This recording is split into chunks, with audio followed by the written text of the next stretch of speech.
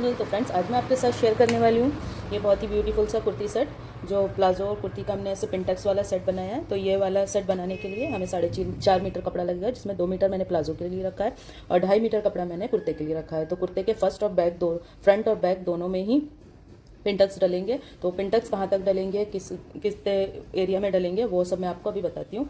तो उसके लिए हमें सबसे पहले ये कपड़े को 4 फोल्ड करके रख लिया मैंने। दोनों फ्रंट और बैक दोनों हमने 4 फोल्ड करके रख लिया। इस तरह से हमारे पास 4 फोल्ड कपड़ा है, दोनों को डबल करके रख लिया। इसमें फ्रंट और बैक दोनों का कपड़ा आ रहा है, ठीक है। तो उसमें हमारी जो हम पिंटक्स का एरिया है वो हम रखेंगे 14 इंच तक, यानी कि हमारे बस्ट से थोड़ा नीचे।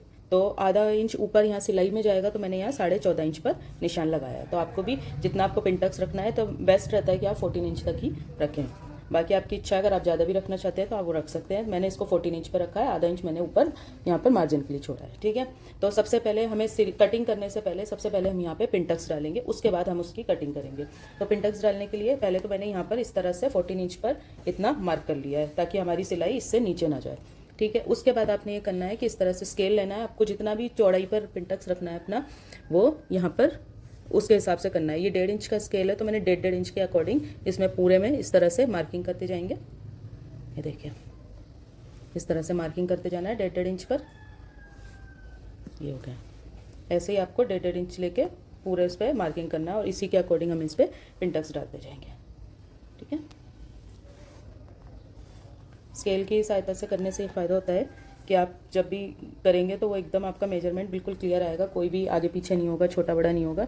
इसलिए हमें बेस्ट रहता है कि हम इसको स्केल से मार्क कर लें। तो जैसे मैंने यहाँ मार्क करा है, इस एरिया में हम पहले पिंटक्स डाल लेंगे, ठीक है। ऐसा ही मैंने दूसरे साइड पे भी किया है और यही हमें फ्रंट और बैक दोनों में करना है। तो ये ऐसी मार्किंग हम कर लेते हैं और अब आपको मैं बताती हूँ कि इसके पिंटक्स कैसे डालना है। तो हमें जहाँ पर हमने ये मार्किंग करी है, जिस एरिया में हमने ये मार्किंग करी है, वो उसी एरिया को आपको इस तरह से उठाना है, इस तरह से उठाना है और इस पर यहाँ पर इस तरह से एक एक सूत की सिलाई के इस तरह से अपने यहाँ पर हमारे ये पिंटक्स डल जाएंगे, ठीक है। तो हमने हर बार इसको इसी तरह से एक एक पिंटक्स को उठाना है और इसी तरह से हमें सिलाई करते जाना है, ठीक है। तो उससे क्या है, ये जो बीच वाला एरिया है फ्रॉक का शेप ले लेगा, ठीक है। तो हमें इसी तरह से अब हम चलिए मशीन पर चलते हैं और ये सारे पिंटक्स रेडी करते हैं।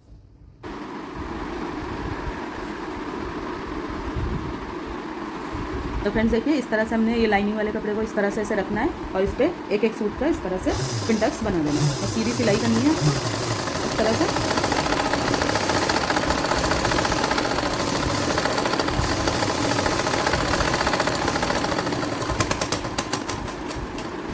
इसको इस तरह से किनारे से, ठीक है। तो फ्रेंड्स देखिए, इसी तरह मैंने ये सारे पिंटक्स तैयार कर लिए हैं। अभी और भी बाकी हैं जो इधर भी करने हैं। तो इसी तरह से आपको इनको इस तरह से पूरे कुर्ते पे पिंटक्स बनाते जाने हैं, ठीक है। फिर उसके बाद हम ये जब फ्रंट और बैक दोनों के पिंटक्स कंप्लीट हो जाएंगे, फिर हम इसकी कटिंग करेंगे। फ्रेंड्स देखिए, सारे पिंटक्स बनकर रेडी हो चुके हैं। ये फ्रंट और बैक में मैंने दोनों में रेडी कर लिया है। अब मैं इसको इस तरह से इसको बिठाते हुए, सारे पिंटक्स एक ही साइड में बिठाते हुए हम इसको आयरन कर लेंगे। पहले आयरन करेंगे, उसके बाद ही हम कटिंग करेंगे। इस तरह से देखिए कितने क्लीन सफाई से ये सारे पिंटक्स बैठ गए। तो इसी तरह से आपको अच्छे से आयरन करनी है इस पर। उसके बाद हम इसको डबल फोल्ड करके फिर से कटिंग करने का। फ्रेंड्स देखिए, मैंने इसको अच्छे से आयरन कर लिया है। आयरन करने के बाद दोनों को डबल फोल्ड करके इस तरह से रखा है। यह इसका बैक वाला पार्ट है, डबल फोल्ड करके रखा है, और ये इसका फ्रंट वाला पार्ट है। दोनों को हमने साथ ही रख लेना है, क्योंकि कटिंग एक जैसी होगी, सिर्फ आर्म होल को छोड़कर, ठीक है। तो सबसे पहले तो ये जो धागे वाला एरिया है, यहाँ पर हमें स्केल की मदद से इस तरह से एक सीधी लाइन खींच के ये चीज़ हम कट कर लेंगे, ठीक है। तो जैसे हम कुर्ती की नॉर्मल कुर्ती की कटिंग करते हैं, उस हिसाब से हमने यहाँ पर 7.5 इंच पर इस पर निशान लगाना है, ठीक है। इधर से भी लाइन खींच लिया, ठीक है। जितनी हमारी यहाँ चेस्ट का जो हमारा नाप है वो लेना है अपर बस्ट का। तो ये हमारा 10.5 है, तो हम इसको 1.5 इंच प्लस करके 12 पर लेंगे, ठीक है। फिर लोअर बस्ट लेंगे 10.5 इंच पर, ठीक है। और ये 12 है, तो ये वाला हम 12.25 रखेंगे, ठीक है। और यहाँ से आपके आ जाता है कमर का निशान, जो इस पर वैसे भी ऑलरेडी चुने थे। इसमें कमर का निशान इतना मैटर नहीं करता, क्योंकि ये फ्रॉक स्टाइल पर है और ये ए लाइन कुर्ती जैसा बनेगा, ठीक है। तो ये हमारा 14 इंच पर ही है हमारा कमर। तो आप इसकी भी मार्किंग यहाँ पर कर लेंगे, ठीक है। तो कमर हमारी आएगी 11 पर। हमने इन मार्क्स को इस तरह से जोड़ लेना है, ठीक है। इससे हम इसका कर्व बना लेंगे। और इधर भी थोड़ा आधा इंच डाउन करेंगे। ठीक है, वाली स्केल लेनी है, कर्व स्केल। ठीक है, उसके बाद हमें यहाँ पर कोई मार्किंग नहीं करनी है, क्योंकि ये इसका बिल्कुल जो हमने कमर वाला एरिया है, यहाँ पर हमने ये स्केल को रखना है इस तरह से, और इसी पर हमें शेप दे के इसको कट कर देना और इधर से इस तरह से घुमा देना। ठीक है, तो ये आपकी, ये देखिए पूरे फ्रॉक की मार्किंग हो गई है। ये फ्रॉक स्टाइल ए लाइन स्टाइल बनेगा। तो यहाँ पर हम इसके जो 21 इंच पर है इसमें चाक देंगे। ठीक है, और मगर ये कटेगा एज अ फ्रॉक स्टाइल। ठीक है, तो इसके लिए यहाँ पर हमें 21 इंच पे मार्क करना है, यहीं से हम इसके चाक देंगे। तो अब इसकी कटिंग करना स्टार्ट करते हैं। ठीक है,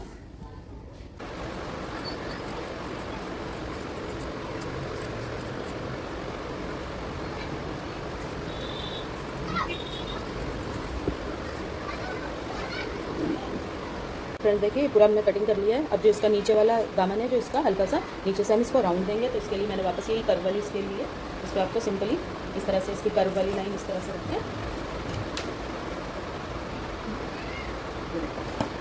इस तरह से रखेंगे। ठीक है, और इस तरह से मार्क करते जाएंगे।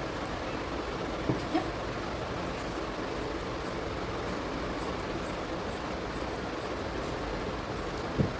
तो देखिए इसकी फ्रॉक की कटिंग हो चुकी है पूरी। ठीक है, इसकी स्लीव्स काटेंगे हम आगे, फिर इसको स्टिच करना स्टार्ट करेंगे। फ्रेंड्स देखिए हमने इसकी स्लीव्स भी कट कर ली है। ये स्लीव्स के बाद हमारे पास कपड़ा कम है, तो इसके लिए हमने यहाँ पर ये जॉइंट लगा के इसमें डिज़ाइन देंगे। ये मैंने 3 पट्टियाँ इस तरह से तैयार करी है। बाद में जब हम इसको सिलेंगे तो मैं आपको इसका पूरा डिज़ाइनिंग बताऊँगी। तो हमारी टोटल लेंथ जो स्लीव की होने वाली है वो 18 इंच होने वाली है।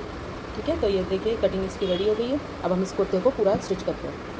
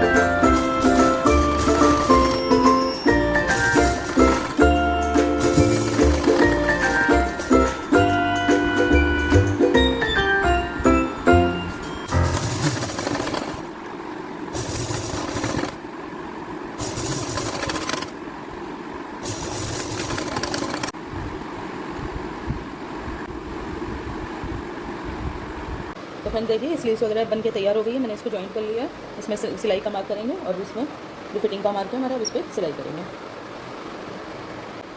तो देखिए फ्रेंड्स, ये मैंने फिटिंग लगा ली है, ये रेडी है। ये देखिए ऊपर का हिस्सा इसका पूरा तैयार हो चुका है। ये फ्रंट हो गया इसका, और बैक भी आप देखिए। ये देखिए बैक पे भी फुल प्लेटिंग है। इस तरह से हमने पिंटक्स दिए हुए हैं, ये देखिए। ठीक है, अब हम इसका चाक रेडी करेंगे और नीचे दामन का हिस्सा रेडी करेंगे। ये देखिए हमने इसमें चाक छोड़े, तो ये चाक फोल्ड करेंगे और इसका दामन फोल्ड करेंगे और इसमें एक छोटी सी लेस सेट कर देंगे।